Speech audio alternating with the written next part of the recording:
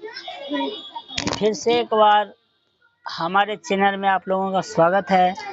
आज हम आप लोगों के लिए क्लास 10th का हिंदी का पहला चैप्टर का ऑब्जेक्टिव लेकर आए हुए हैं। तो जो भी विद्यार्थी हमारे चैनल को सब्सक्राइब नहीं किए हैं उसको ज़रूर सब्सक्राइब कीजिए, क्योंकि हम आप लोगों के लिए इतना मेहनत कर रहे हैं तो आप लोग का भी फ़र्ज़ बनता है कि आप भी हमें सपोर्ट करें। तो चलिए देरी करते हुए हम लोग वीडियो को स्टार्ट करते हैं। देखिए, सबसे पहले हम आपको कुछ बात बता रहा हूँ जो आपको याद रखना है। तो पहला आपको ये बात याद रखना है कि श्रम विभाजन और जाति प्रथा क्या है। तो यह एक निबंध है। आपको डायरेक्ट ऑब्जेक्ट एग्जाम में पूछ सकता है कि श्रम विभाजन और जाति प्रथा है क्या, तो निबंध है। और इसके लेखक कौन है, तो भीमराव अंबेडकर है।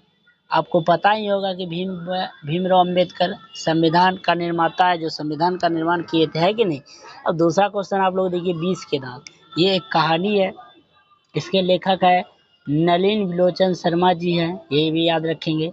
तीसरा क्वेश्चन आपके लिए है कि भारत से क्या सीखे। तो ये एक भाषण है। इस भाषण के माध्यम से ये बताया जाता है कि हम लोग भारत से क्या सीखे हैं। इसका लेखक मैक्स मुलर है कि नहीं है, और जो एक विदेशी थे और भारत में रह के बहुत कुछ यहाँ से प्राप्त किए और उसको अपने भाषण और अपने जो है ना उसको प्रकट किए। देखिए 4 नंबर क्या, नाखून क्यों बढ़ते हैं। ये जो है ललित निबंध है कि नहीं। और इसमें होता क्या है कि जो भी कवि है ना उसकी जो बेटी होती है ना उससे एक सवाल पूछ देती है कि पापा जी नाखून क्यों बढ़ते, तब उसके दिमाग में आता है नाखून क्यों बढ़ते, इस पे वो एक निबंध लिख देते हैं। तो इसका लेखक हजारी प्रसाद द्विवेदी जी हैं, जो आपको ध्यान रखना है। फिर 5वां क्वेश्चन है नागरी लिपि क्या है। आप लोग जानते हैं कि जैसे हिंदी देवनागरी लिपि में लिखी गई है, इंग्लिश रोमन लिपि में लिखी गई है कि ना। तो ये क्या है, तो ये एक निबंध है जो गुनाकर मूले जी लिखे हैं। फिर ये बहादुर, बहुत अच्छा कहानी है, बहुत मज़ा आएगा आप लोग को ये कहानी पढ़ने में, है कि नहीं। तो ये कहानी है और जो अमरकांत जी लिखे हैं, ठीक है। तो ये आपको याद रखना है। तो फिर आगे देखिए नेक्स्ट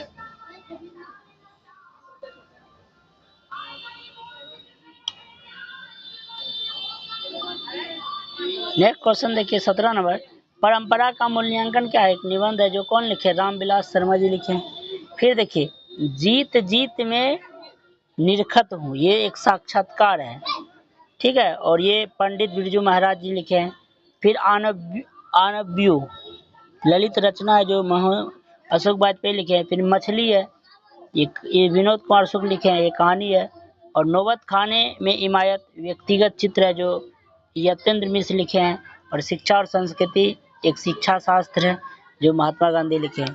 तो देखिए आप लोग को लेखक लेखिका और ये ऑब्जेक्टिव जरूर याद रखना है। इससे देखिएगा आपको हो सकता है मिलान करने के लिए 5 नंबरिया भी पूछा जा सकता है। एक तरफ लेखक का नाम और एक तरफ आपको कहानी दे देगा और मिलान करने वाले तो वहाँ से 5 नंबरिया भी क्वेश्चन बन सकती है। और ऑब्जेक्टिव में भी 1-2 ऑब्जेक्टिव भी पूछ सकता है, इसलिए आप लोग जरूर याद कर लीजिएगा। तो हम लोग चलिए, हम लोग पहले ही बताए थे कि आज हम लोग पहला चैप्टर का ऑब्जेक्टिव आप लोग को बताने वाले हैं, इसलिए आप लोग पहला चैप्टर का ऑब्जेक्टिव देखिए क्या क्या क्वेश्चन है।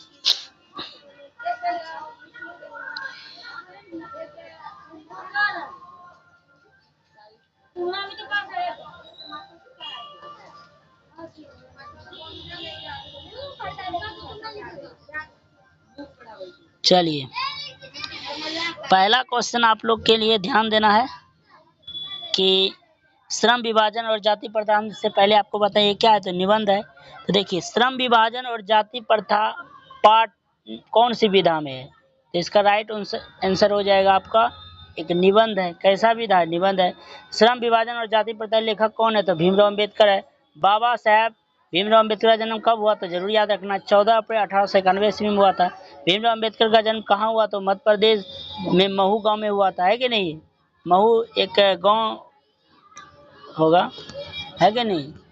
तो गांव नहीं होगा तो शायद ये जिला होगा, क्या गांव नहीं होगा जिला होगा। चलिए नेक्स्ट देखिए आप लोग क्वेश्चन, भीमराव अंबेडकर का जन्म किस परिवार में हुआ था, दलित परिवार में हुआ था, है कि नहीं।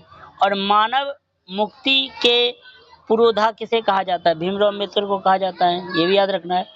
किसके प्रोत्साहन राशि में भीमराव अम्बेडकर ने उच्च शिक्षा प्राप्त करने के लिए न्यूयॉर्क गए, फिर वहाँ से लंदन आए थे? तो एक व्यक्ति था बड़ौदा नरेश, ये इसको सपोर्ट किए थे। भीमराव अम्बेडकर के चिंतन के रचनात्मक प्रमुख प्रेरित व्यक्ति कौन थे? तो बुद्ध और कबीर और ज्योतिबा फुले, ये लोगों से ये प्रेरित होके जो है ना अपने काम को आगे बढ़ाए थे, है कि नहीं। और नंबर ऑब्जेक्टिव देखेंगे, भारतीय संविधान के नेता की अहम भूमिका है? तो सभी लोग जानते हैं डॉक्टर भीमराव अम्बेडकर जी है। भीमराव अम्बेडकर की मृत्यु कब हुई थी? ये भी याद रखेंगे, दिसंबर में हुई थी, 1956 में हुई थी। कहाँ हुई थी? दिल्ली में हुई थी।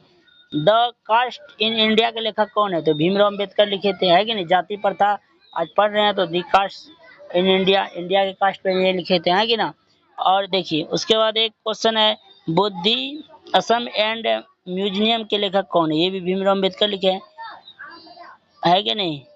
बुद्ध एंड हिंस धम्पा के लेखक भी भीमराव अम्बेडकर साहब है। बाबा साहेब अम्बेडकर संपूर्ण वाङ्मय कितने खंडों पर प्रकाशित हुआ? 21 खंडों पर प्रकाशित हुआ।